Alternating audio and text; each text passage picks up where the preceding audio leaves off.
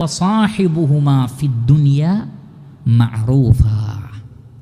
ദുനിയാവിൻ്റെ കാര്യത്തിൽ മഅറൂഫായ നിലക്ക് പെരുമാറണം എന്നാണ്. അവിടെ സാഹിബ് എന്നുള്ള വാക്ക ഉപയോഗിച്ച് എന്ന് പറഞ്ഞാൽ ഒരാളുടെ കൂടെ നിൽക്കുന്നതിനാണ് ആ വാക്ക് ഉപയോഗിക്കുക. സഹിബ എന്ന് പറഞ്ഞാൽ കൂടെ നിൽക്കുകയാണ്. അപ്പോൾ കൂടെ നിൽക്കണം ദുനിയാവിൻ്റെ കാര്യത്തിൽ. എങ്ങനെ? മഅറൂഫൻ.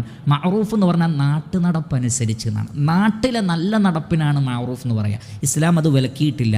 ഖുർആനിനും സുന്നത്തിനും എതിരാകാത്ത കാലത്തോളം ഒരു നാട്ടിലെ നല്ല രീതികൾക്കാണ് മഅറൂഫ് എന്ന് പറയുക. അപ്പോൾ മതത്തിൻ്റെ, ആദർശത്തിൻ്റെ, തൗഹീദിൻ്റെ, സുന്നത്തിൻ്റെ, മൻഹജിൻ്റെ വിഷയത്തിൽ വിട്ടുവീഴ്ചയില്ലാത്ത സമീപനം സ്വീകരിക്കുന്ന ഒരാൾ അതല്ലാത്ത മേഖലകളിൽ ഇസ്ലാമിക വിരുദ്ധമല്ലാത്ത നിലക്കുള്ള സമീപനങ്ങളോ ഇഷ്ടങ്ങളോ ഇതര വിശ്വാസികളോടോ മറ്റോ വെച്ചു പുലർത്തുന്നത് ഇസ്ലാം വിലക്കുന്നില്ല. അതല്ല ഇവിടെ ഉദ്ദേശം. അതിനപ്പുറത്ത് ഇസ്ലാമിനേക്കാൾ മറ്റൊന്നിനോ സുന്നത്തിനേക്കാൾ മറ്റുള്ളവരുടെ ചര്യകൾക്കൊക്കെ പ്രാധാന്യം കൊടുക്കുന്ന ഒരു അവസ്ഥ വിശ്വാസികളിൽ നിങ്ങൾക്ക് കാണാൻ കഴിയില്ല എന്നാണ്. അതുകൊണ്ട് തന്നെ എല്ലാ അനിസ്ലാമികമായ വിശ്വാസങ്ങളിൽ നിന്നും ആചാരങ്ങളിൽ നിന്നും ആഘോഷങ്ങളിൽ നിന്നൊക്കെ അവർ വിട്ടു നിൽക്കും. ഒരു സഹകരണവും അതുമായിട്ട് അവർക്കുണ്ടാവില്ല. എന്നാൽ ദുനിയാവിൻ്റെ കാര്യത്തിൽ പ്രയാസപ്പെടുന്നവനെ അവർ സഹായിക്കും.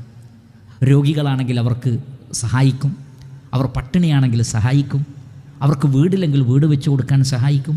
ഭൗതികമായ എല്ലാ കാര്യത്തിലും നല്ല സഹകരണം തന്നെ. പക്ഷെ ദീനിൻ്റെ വിഷയത്തിൽ ലക്കും ദീനുക്കും വലിയ ദീൻ, നിങ്ങൾക്ക് നിങ്ങളുടെ മതം, എനിക്കെൻ്റെ മതം. ഈ സമീപനം സ്വീകരിക്കുന്ന ആളുകളാണ് ഉലൈക ഹിസ്ബുല്ലാഹ്, അവരാകുന്നു അള്ളാഹുവിൻ്റെ ഹിസ്ബ്.